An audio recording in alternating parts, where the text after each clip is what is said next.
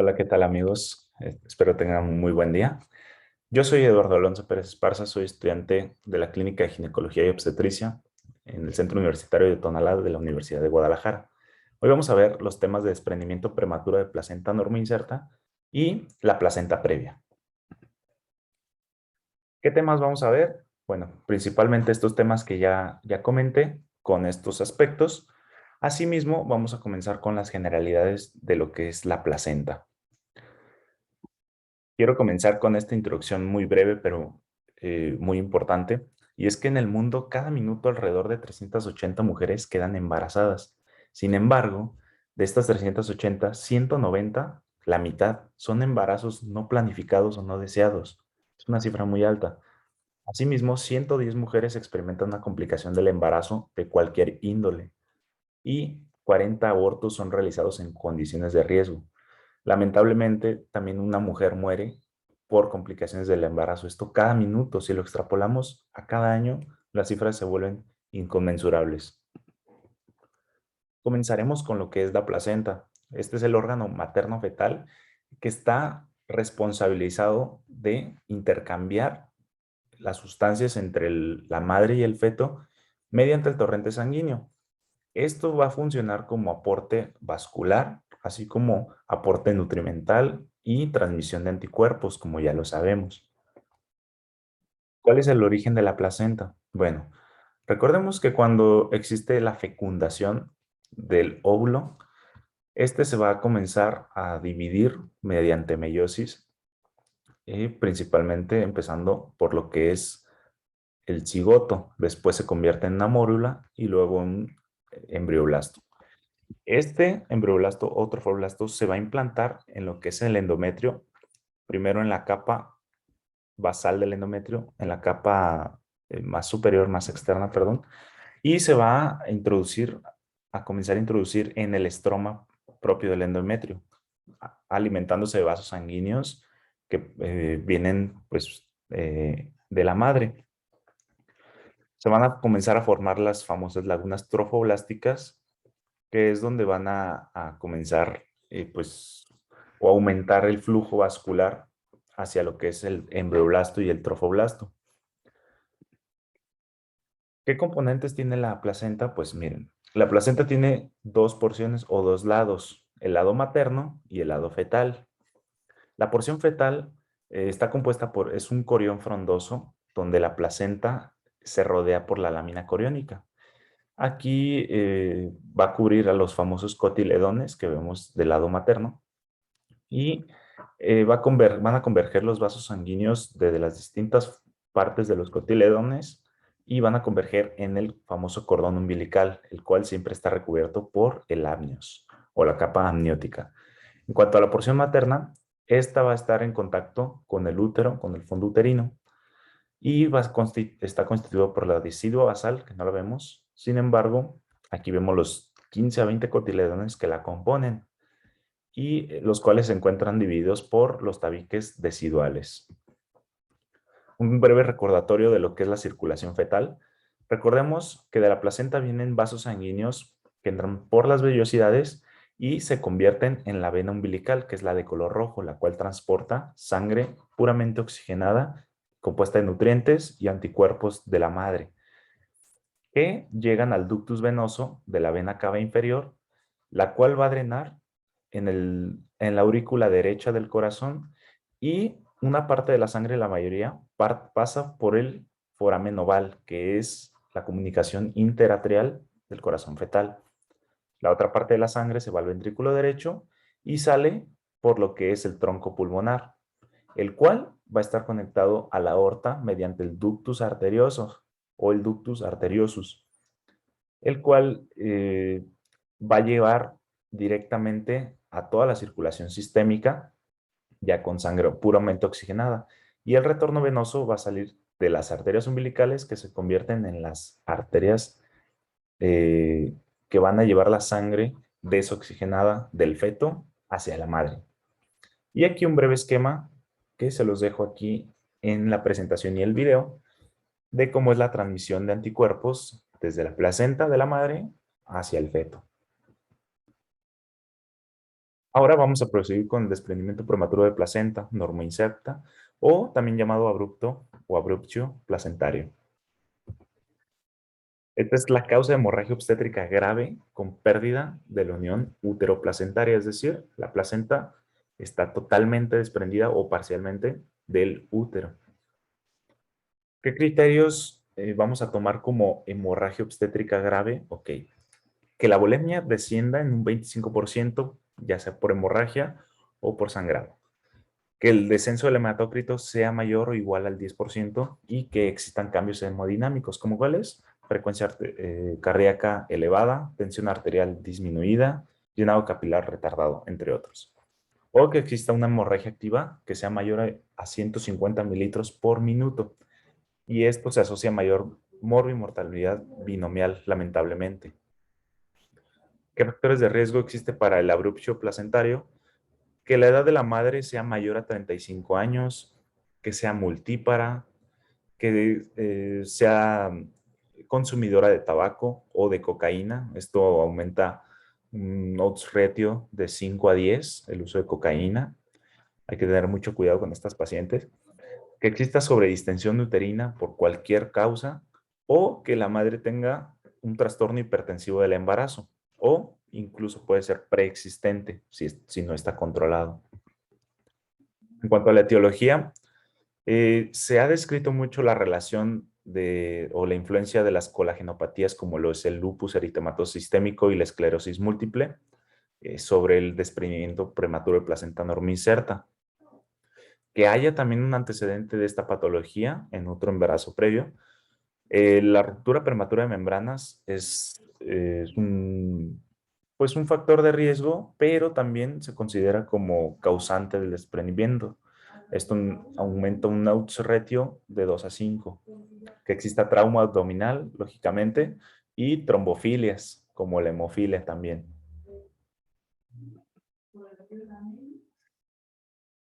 En cuanto al cuadro clínico, pues en estas pacientes es muy común ver el clásico sangrado transvaginal de la segunda mitad del embarazo, acompañado de hipertonía uterina o policistolia. ¿Cómo se define la policistolia o hipertonía uterina? Pues son las contracciones repetidas y muy fuertes. Esto se va a acompañar de dolor abdominal y el sufrimiento fetal puede ser variable, ¿de acuerdo? Puede estar en un grado severo o en un grado leve o incluso puede no estar presente. El trabajo de parto puede estar presente o ausente, es decir, puede haber dilatación cervical o no, o borramiento, y los factores de riesgo siempre están presentes, entonces tenerlo muy en cuenta. ¿Cómo vamos a hacer el diagnóstico del desprendimiento prematuro de la placenta?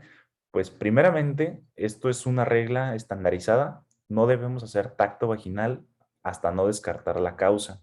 Es por eso que toda paciente embarazada con trastornos hipertensivos y o colagenopatías como el lupus debe ser referida primero al segundo o tercer nivel.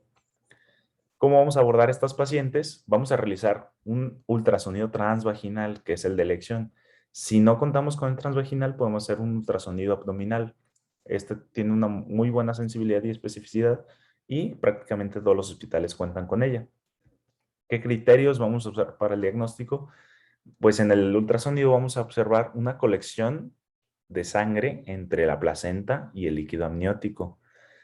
Va a haber un movimiento de gelatina, es decir, un poco más lento, de la lámina coriónica con la actividad fetal. Va a haber un aumento heterogéneo en el grosor de la placenta, es decir, lo vamos a observar prácticamente muy bien en el ultrasonido, como lo podemos ver aquí, que la placenta está engrosada. Y puede haber un hematoma retroplacentario marginal subcoriónico o intramniótico, como este es un hematoma retroplacentario, este es un hematoma subcoriónico y un hematoma intraamniótico, el cual puede comprometer también la vida del feto.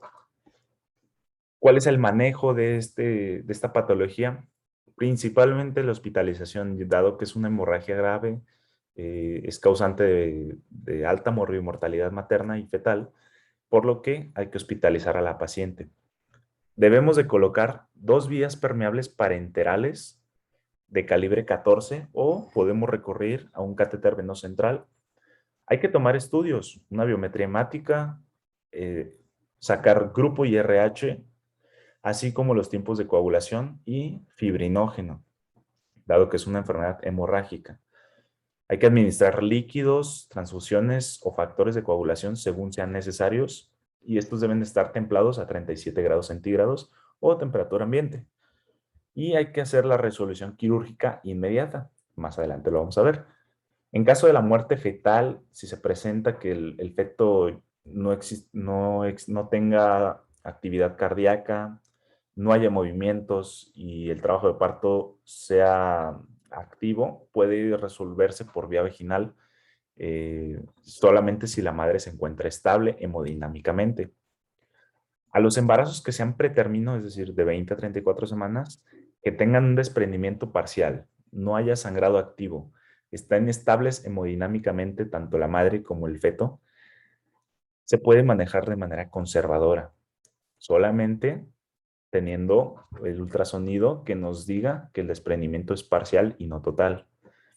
Y debemos de administrar 4 dosis de dexametasona, 6 miligramos intramuscular, cada 12 horas, o podemos recurrir a betametasona, solamente 2 dosis, pero el doble, 12 miligramos, y esto cada 24 horas. En cuanto al tratamiento de reanimación, los paquetes globulares deben administrarse siempre y cuando se haya perdido más del 30 al 40% de la volemia o que la hemoglobina sea menor o igual a 6 gramos por decilitro, o a menos que tengamos un sangrado activo y la hemoglobina esté en menor a 10. Debemos de transfundir plaquetas a todas las pacientes que tengan conteo de 75,000 o menos, o si en caso de que las plaquetas estén mayores a 100,000, eh, pero si la paciente está politraumatizada, como un trauma por un accidente automovilístico, entre otros, o con daños a sistema nervioso central. Aquí, si está mayor a 100, si tenemos cifras de 150 y se encuentran bajando lentamente, hay que transfundir plaquetas. Nunca debemos de permitir los niveles menores a 50,000 plaquetas por mililitro, porque esto puede generar una complicación llamada coagulación intravascular diseminada, todo por el consumo de las plaquetas excesivamente. Y hay que administrar una unidad de plaquetas por cada 10 kilogramos de peso.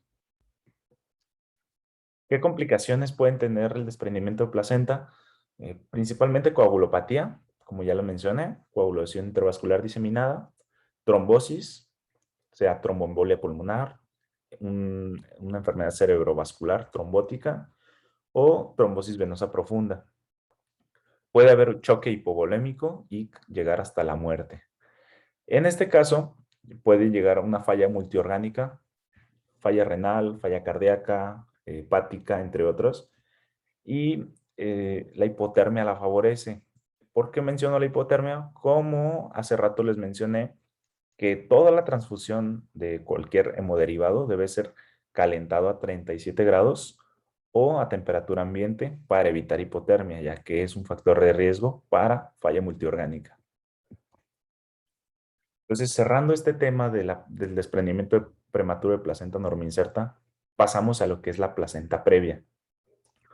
Sin embargo, ¿qué es la placenta previa? Esta es una complicación también del embarazo, en el cual la placenta está implantada muy bajo o muy cerca del cuello uterino o del foramen cervical interno. La placenta va a obstruir parcial o totalmente este foramen y va a impedir lo que es el nacimiento por vía vaginal. Esto aumentando riesgos de hemorragia posparto, muerte fetal o materna o incluso binomial. Esta, en la mayoría de los casos, requiere cesárea y muchos casos se pueden diagnosticar por ultrasonido transvaginal o abdominal, o incluso podemos recurrir a resonancia magnética. Sin embargo, no podemos utilizar, recuerden, tomografías ni radiografías, dado la radiación que se toma y que se utiliza, que puede ser, que es dañina para el feto. Otras pacientes, o bueno, la mayoría de los pacientes presentan una hemorragia transvaginal indolora. Esto es un diferencial muy importante del desprendimiento de placenta. Recordemos que en el desprendimiento existe un dolor abdominal muy fuerte, dolor, hemorragia.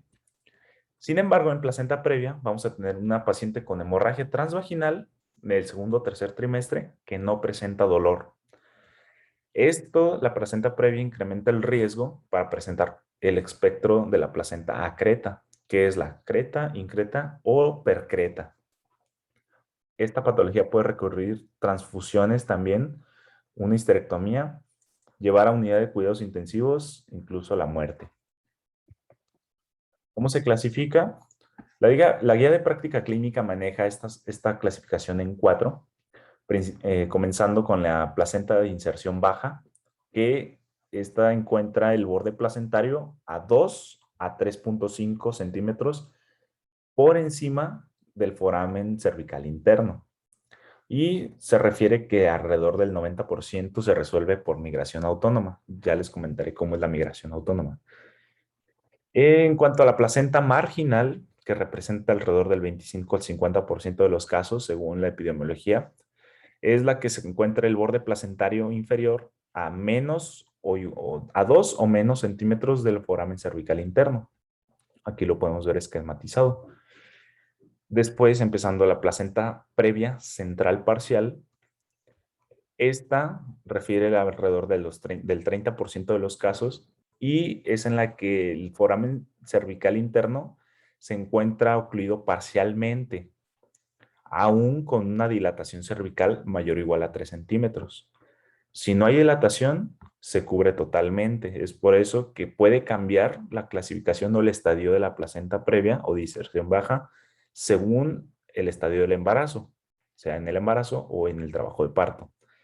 Y la placenta previa central total o la placenta previa total es cuando se ocluye totalmente el foramen cervical interno aún dilatado el cérvix. Este es el más común, se presenta alrededor del 20 al 45% de los casos según la epidemiología.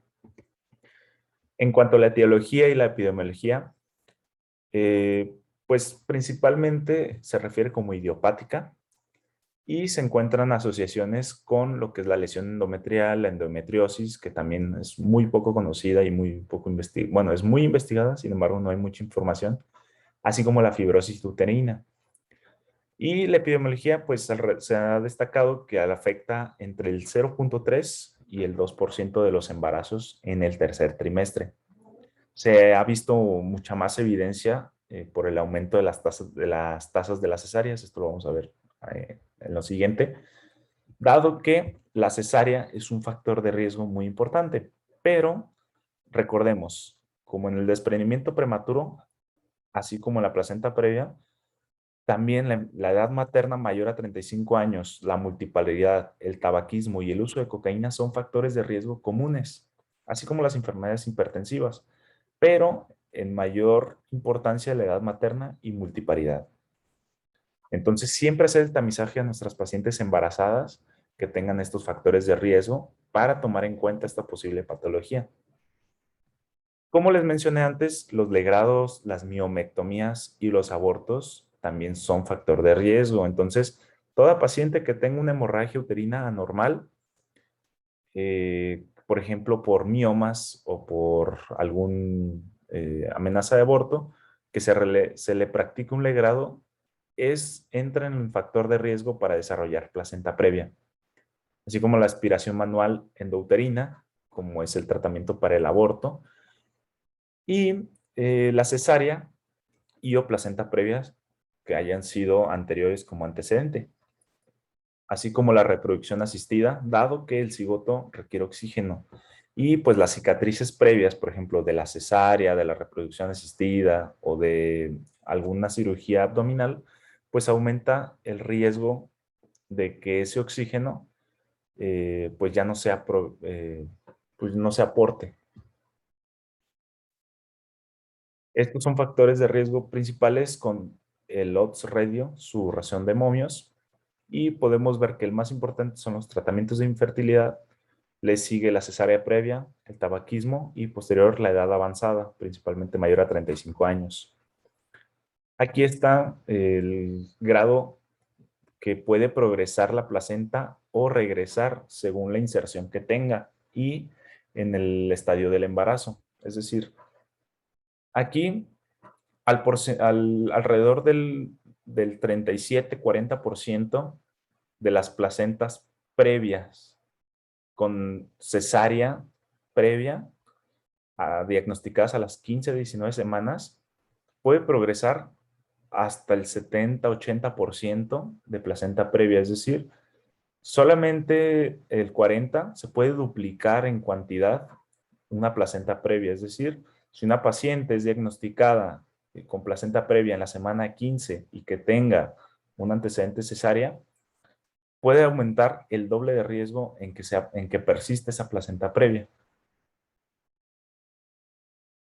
Ahora, ¿cuál es la fisiopatología de lo que es la placenta previa? Recordemos, fisiológicamente en el embarazo, la placenta por sí misma no puede moverse. Sin embargo, este órgano va a crecer a donde haya más vascularidad, y esto es en el fondo uterino. Esta migración se da por el crecimiento del segmento uterino inferior, es decir, el segmento uterino crece hacia abajo y esto incrementa la distancia hacia arriba, y esto incrementa la distancia entre el borde marginal y el cérvix. Es decir, el útero crece hacia arriba y la placenta ya implantada en el fondo se aleja del cérvix o del foramen interno. Y esta migración placentaria es continua hasta el tercer trimestre. Sin embargo, cuando la adhesión es interrumpida al adelgazarse el segmento uterino, por ejemplo, por cesárea, por aspiración manual intrauterina o por reproducción asistida, esto genera sangrado en el sitio de implantación y aquí el útero se vuelve incapaz de contraer y detener el sangrado, por lo que puede hacer que migre la placenta un poco hacia abajo por el antecedente de, como ya les mencioné, y esto va a liberar trombina para la contracción. Esto va a aumentar la separación y el sangrado y va a hacer que la placenta deje de migrar hacia arriba. ¿Cuál es la clínica? La presentación usual de la placenta previa es una hemorragia transvaginal durante el segundo o tercer trimestre de la gestación. Sin embargo, esta no presenta dolor, como ya lo mencioné. No hay alteraciones fetales ni sufrimiento, a menos que existan signos de choque en la madre. Esto va a comprometer al bebé. La hemorragia puede ser provocada, por ejemplo, una paciente que tiene placenta de inserción baja o placenta previa. ¿Y cómo va a ser el cuadro clínico de presentación? Causado por, o sea, son los desencadenantes, entre ellos el coito, los exámenes vaginales manuales, el trabajo de parto y que sea de origen idiopático, es decir, sin ningún antecedente o desencadenante como estos tres. ¿Cuál es el más común? Pues el coito, porque es muy frecuente entre lo que son las parejas, y le sigue los exámenes vaginales manuales. Es por esto que la recomendación en las hemorragias obstétricas no se debe hacer tacto vaginal. ¿Cómo vamos a explorarla entonces si no podemos hacer tacto vaginal? Pues vamos a tener la paciente con hemorragia transvaginal del segundo o tercer trimestre, sin dolor, y vamos a comenzar con la especuloscopía vaginal. ¿Para qué? Para descartar o confirmar el sangrado, así como su origen. Es decir, podemos tener una paciente con coito que haya tenido coito y que tenga una hemorragia de origen vaginal, no transvaginal. Entonces, esto puede alterar si realizamos el tacto vaginal. Si usamos la especuloscopía, podemos descartar la hemorragia por una posible placenta previa. Sin embargo, si en realidad tenemos una hemorragia transvaginal de origen obstétrico mediante el espéculo, vamos a poder observar la salida a través del cérvix. Y hay que realizar ultrasonido transvaginal de urgencia con la vejiga vacía para poder observar dónde está implantada la placenta. Alrededor del 80 o 90% de las hemorragias se van a presentar de las 29 a las 32 semanas de gestación. Y obviamente hay que vigilar la frecuencia cardíaca fetal. Es poco común que haya sufrimiento fetal, sin embargo hay que vigilarlo así como valorar el tono uterino. ¿Cómo la vamos a diagnosticar? Hay que realizar un ultrasonido cada trimestre en todas nuestras embarazadas y evaluar la posición de la placenta. Si detectamos alguna anomalía, una inserción baja o no lo podemos detectar con claridad, hay que realizar otro a las 28, entre las 28 y las 32 semanas de gestación. Y el diagnóstico de dónde está insertada la placenta debe ser realizado a las 32 semanas en todas las embarazadas. Hay que realizar el ultrasonido transvaginal si sospechamos placenta previa para localizar dónde está insertada el borde inferior de la placenta. Y hay que considerar también el diagnóstico de placenta acreta, increta o percreta por su alta asociación. En casos de, por ejemplo, que la placenta esté posterior o en el fondo uterino posterior, o que que sospechemos de invasión vesical por placenta increta, pues hay que realizar una imagen por resonancia magnética. Aquí podemos ver claramente en el ultrasonido, este es el cervix, este es el foramen cervical, y aquí está la placenta obstruyendo la salida. Aquí podemos ver que no hay dilatación, sin embargo está generando una contracción y la placenta está obstruyendo.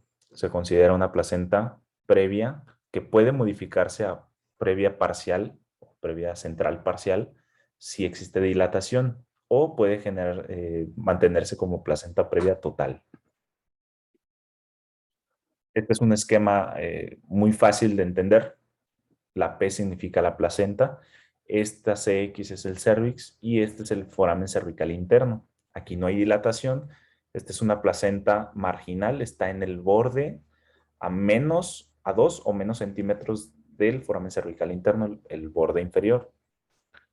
Y aquí podemos ver en el ultrasonido, este es el conducto cervical, no hay dilatación, tampoco borramiento, y esta es la placenta que obstruye alrededor de 2 a 3 centímetros. Entonces, una placenta previa central total, la cual puede modificarse según el trabajo de parto que pueda haber o si puede migrar más hacia arriba. Aquí vemos otra obstrucción total. Esta es la placenta y aquí está obstruyendo la salida del foramen cervical interno. Asimismo, en estadios tempranos del embarazo, vemos que este es el foramen cervical interno y la placenta está obstruyendo en su totalidad. Esta es una imagen por resonancia magnética, está esquematizada. Aquí, en la imagen derecha, les esquematicé por colores. En rojo es la placenta, en verde todo el saco amniótico y todo el útero. En azul es el cérvix y en amarillo el conducto vaginal. En este caso podemos ver que la placenta de este lado está obstruyendo aquí completamente la salida del foramen cervical. Es una placenta previa anterior, sin embargo, aquí se recurrió a lo que es la resonancia magnética para una mejor claridad. Y aquí vemos el cérvix que está totalmente obstruido por la placenta. Se puede considerar como placenta previa, eh, pues parcial, que en caso de que haya dilatación del cérvix, pueda disminuir la obstrucción. ¿Cómo vamos a hacer el diagnóstico diferencial? Ok, si tenemos una paciente con hemorragia del primer o segundo trimestre o de la primera mitad del embarazo, hay que pensar en estos diagnósticos. El hematoma subcoriónico, ¿cómo? Esta es una hemorragia del primero o segundo trimestre. Hay que realizar el ultrasonido con elastografía y vamos a observar una aneicogenicidad, que va a ser el hematoma propiamente. Puede haber cervicitis, en este caso no va a haber hemorragia, pero puede haber sangrado.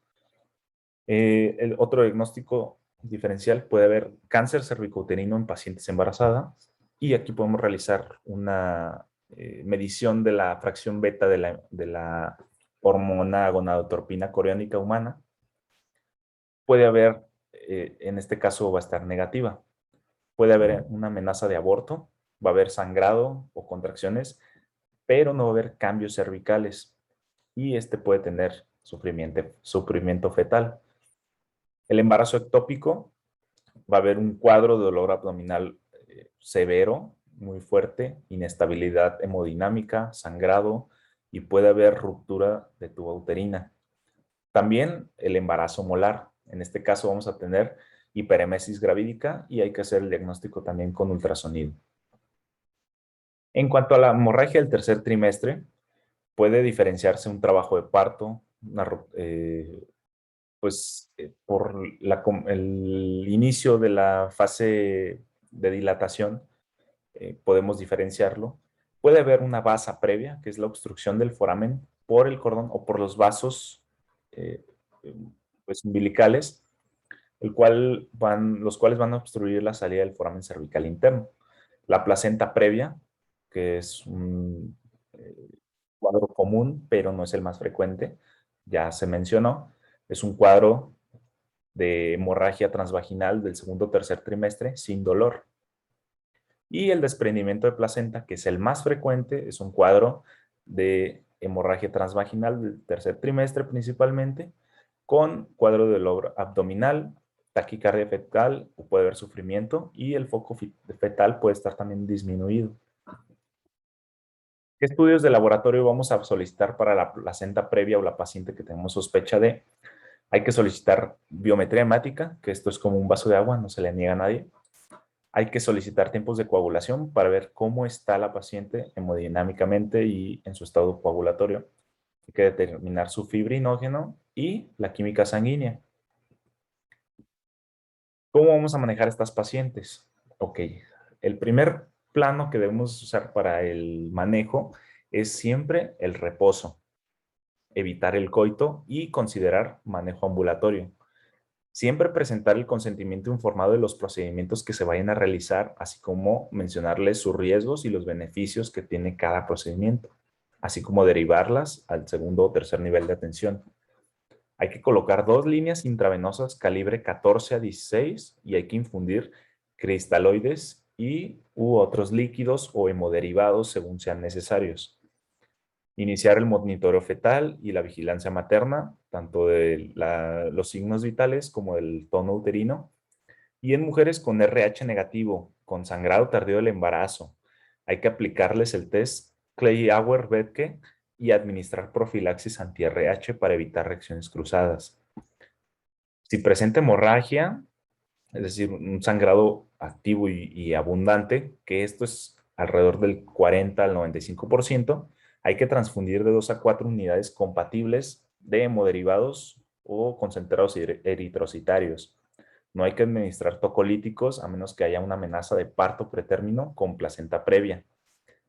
Y a toda embarazada menor de 32 semanas de gestación debe administrarse sulfato de magnesio para la neuroprotección fetal y los corticoides, como ya lo había mencionado, en todo embarazo pretérmino o prematuro, hay que administrar para maduración pulmonar en todas las mujeres que tengan sangrado del embarazo tardío.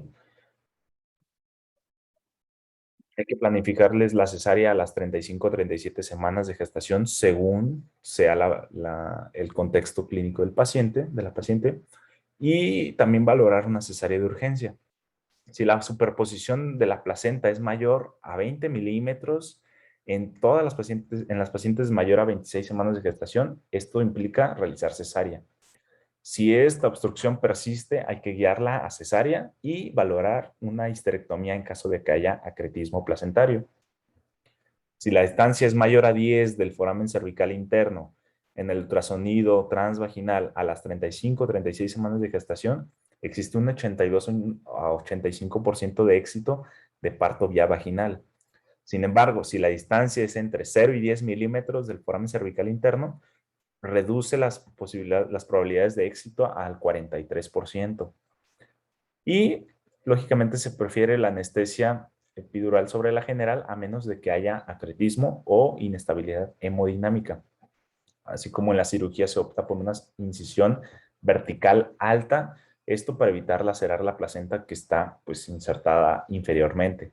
Y hay que siempre mantener la hemoglobina mayor a 11 y hacerle un screening cada 7 días con biometría hemática.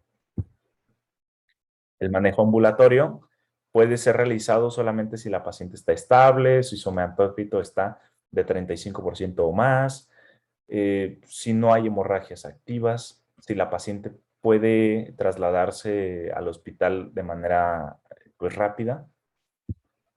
Y en la paciente estable hay que hospitalizar, recordemos, reposo, evitar coito, no tacto vaginal, mantener vías permeables, una, dos de preferencia, determinar la gravedad de la hemorragia, hay que infundir líquidos o hemoderivados según sean necesarios y monitorizar la presión venosa central de la paciente, así como la frecuencia cardíaca fetal, la actividad uterina y exámenes de laboratorio y ultrasonido, como ya los mencionamos. La paciente inestable hay que enviarla urgentemente al hospital de segundo o tercer nivel de atención.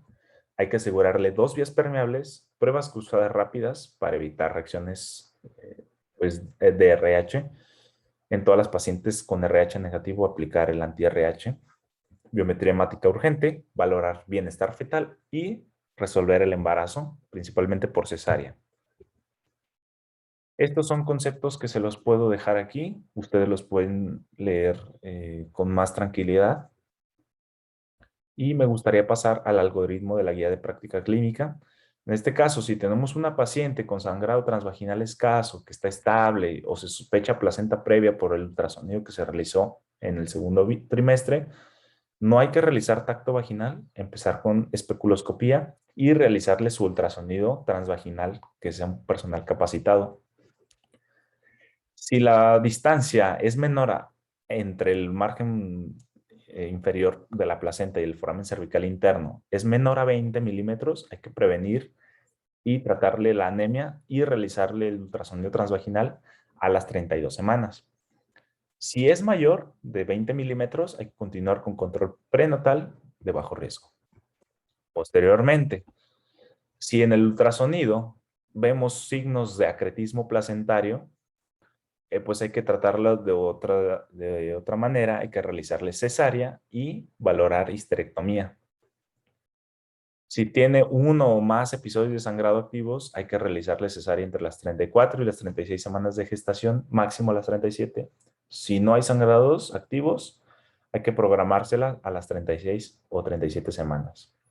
Después realizarle antes de la cesárea su ultrasonido endovaginal a las 36 semanas y hacerle su diagnóstico si tiene placenta previa, hay que realizar cesárea. Si el borde placentario es mayor a 2 centímetros, podemos continuar con control prenatal de bajo riesgo. Y si la placenta es de inserción baja, es decir, entre 10 y 20, si es mayor a 10, podemos valorar el parto. Si es menor a 10, se opta por cesárea. Y esta es una revisión de UpToDate, que son una revisión sistemática de 10 estudios. Y este es el porcentaje de éxito que tiene vía vaginal en cuanto a la distancia entre el margen cervical, el margen placentario inferior y el foramen cervical interno. Si es de 0 a 10, el 43% puede salir con éxito vía vaginal. Si es de 11 a 20, se duplica hasta el 85%. Y si es mayor a 20, no cambia mucho y puede llegar hasta 82%. El cerclaje cervical no se recomienda para la reducción de riesgo de hemorragia. Sin embargo, se puede usar en conjunto con balón intracavitario para controlarlas, no para prevenirlas. ¿Cuáles son los criterios para el alta hospitalaria o el manejo ambulatorio? Que las pacientes sean capaces de llegar al hospital en menos de 20 minutos, que sean confiables, se apeguen al tratamiento y sean capaces de reposar en cama y evitar el coito, siempre acompañados de un adulto las 24 horas.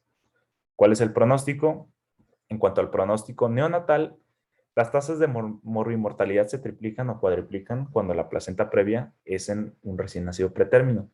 Se aumenta el riesgo pretérmino, se aumenta el riesgo de bajo peso al nacer, una puntuación Apgar baja y riesgo elevado de distrés respiratorio agudo. En cuanto al pronóstico materno, el 90% de los casos de la placenta de inserción baja se pueden resolver en el nacimiento. Las pacientes con placenta anterior tienen peor pronóstico y se asocian a hemorragia mayor y con mayores tasas de histerectomía. Esto se debe a que se adhiere con mayor afinidad a las cicatrices previas, como ya les mencioné, las cesáreas, las miomectomías, la aspiración manual endouterina. Y esto también aumenta el riesgo de placenta acreta. ¿Qué complicaciones tiene la placenta previa? Bueno, la hemorragia transvaginal puede conducir a una hemorragia posparto también, que sea mayor a 1000 mililitros en las primeras 24 horas. Esto acompañándose como otras complicaciones como la atonía uterina, y también se considera la caída del 10% del hematócrito. Esto ya es acompañado de signos de hipovolemia. Existen las complicaciones como el acretismo placentario, placenta acreta, la cual está adherida al endometrio y al inicio del miometrio, la increta, que invade todo el miometrio, y la percreta, que puede invadir todo el miometrio hasta perimetrio, e incluso se han descrito casos que invaden serosa y órganos adyacentes, incluso hueso. La placenta previa puede requerir el 12 uso horas. de uterotónicos, como la oxitocina, la ergometrina o las prostaglandinas, requerir embolización de la arteria uterina para detener el sangrado, o incluso ligar la arteria ilíaca o un globo de tamponada. En cuanto a las complicaciones fetales, pues puede ser, como ya se mencionó, el parto pretérmino, bajo peso al nacer, el Apgar bajo. Y este es un esquema del espectro de acretismo placentario. Desde la placenta acreta está adherida todo el endometrio y al miometrio.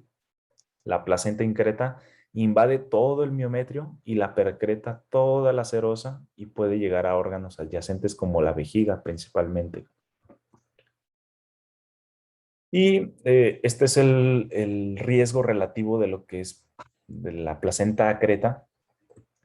O sea, el riesgo que puede tener una paciente con placenta previa es de que por cada paciente con placenta previa existen, perdón, por cada 2 pacientes que tengan placenta previa, una tiene el riesgo de presentar acretismo placentario, o sea, de cualquier tipo, y este riesgo se aumenta con cada cesárea o cada cantidad de cesárea previa. Por ejemplo, adelante aquí les tengo los riesgos.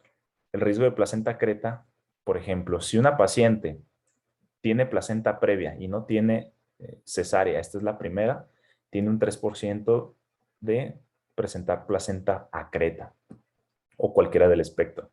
Si ya esta es la segunda, eleva su probabilidad de presentar acretismo hasta el 11%, y así respectivamente 40, 61 y 67, siendo la quinta cesárea. ¿Y qué complicaciones también? Puede haber hospitalizaciones prolongadas, transfusiones sanguíneas, requerir histerectomía, sobre todo si la madre no tiene satisfecho su deseo de procrear o de seguir teniendo hijos, ingresar a cuidados intensivos, desarrollar sepsis o incluso la muerte materna o incluso binomial, lamentablemente. ¿Cómo vamos a diagnosticar y hacer el diagnóstico diferencial de los sangrados o de las hemorragias de la segunda mitad del embarazo? Bueno, tenemos una paciente con sangrado transvaginal y hay que valorar por especuloscopía, nunca realizar tacto vaginal. Si presenta dolor, podemos considerarle los factores de riesgo que tenga y valorar cuál es la clínica, si tiene policistolia o si el feto está comprometido hemodinámicamente, podemos presentar o sospechar de un desprendimiento prematuro de placenta normoinserta. Si la paciente también tiene dolor, hay factores de riesgo presentes y hay descompensación hemodinámica brusca, podemos pensar en una ruptura uterina. Esto es menos frecuente. Sin embargo, si la paciente con sangrado transvaginal no presenta dolor y presenta factores de riesgo, le realizamos un ultrasonido abdominal con vejiga llena o transvaginal con vejiga vacía. Podemos sospechar de placenta previa. ¿Y cuál es el manejo de cada una? Si tenemos un desprendimiento prematuro de placenta, hay que realizar cesárea de manera urgente y valorar si está infiltrado su útero. Si está infiltrado con acretismo, podemos valorar la histerectomía. Si no, solamente aplicar oxitóxicos. Si tenemos una paciente con placenta previa, está estable, podemos valorar su edad gestacional y su bienestar fetal mediante ultrasonido y perfil hemático. Y según la edad que tenga el feto, si por ejemplo es de 28 a 33 semanas de gestación, se hospitaliza y recordemos, se administran inductores de maduración pulmonar, los corticoides, y neuroprotectores como el sulfato de magnesio. Se puede programar la cesárea. Si el bienestar fetal está alterado, hay que realizar cesárea y si se encuentra cretismo, realizar histerectomía total abdominal. Sin embargo, si tenemos una paciente con ruptura uterina, se debe llevar a la parotomía exploratoria y hay que realizar cierre primario o realizar histerectomía. Y recordemos, toda paciente que haya conservado su capacidad reproductiva, es decir, que hayan tenido cesáreas exitosas o parto vía vaginal con placenta previa o alguna complicación, debe de egresar del hospital con método para control de la fertilidad. Y en resumen, pues la placenta previa va a ser la obstrucción del orificio cervical interno que impide un parto vaginal seguro. El parto debe ser realizado a las 36 o 37 semanas de gestación si no hay complicaciones por vía cesárea. Y se recomienda el reposo en cama, evitar el coito y el tacto vaginal. Esto está prohibidísimo. Cualquier manipulación de la placenta puede provocar hemorragia o incluso desprendimiento y pues llevar a complicaciones que son innecesarias, la verdad. Las pacientes con placenta previa deben acudir a urgencias si tienen algún episodio de hemorragia o sangrado transvaginal o vaginal. Y los antecedentes, recordemos, de placenta previa y cesáreas aumentan el riesgo para acretismo placentario. Entonces, ¿qué debo hacer si estoy en urgencias o si estoy en la consulta de ginecología y me llega una paciente con sangrado transvaginal que sea entre las 28 y las 35 semanas de gestación y que su ultrasonido abdominal o transvaginal anterior sea sospechoso para placenta previa? Hay que derivar rápidamente al obstetra al segundo o tercer nivel de atención y colocarle, recuerden, una o dos vías periféricas o pueden ser centrales, solicitar biometría hemática y pruebas cruzadas para empezar el manejo. Yo, de mi parte, sería todo. Agradezco mucho su atención. Esta es la bibliografía que utilicé y espero que este video haya sido pues de ayuda para su formación o para el repaso o simplemente para aprender un poco más.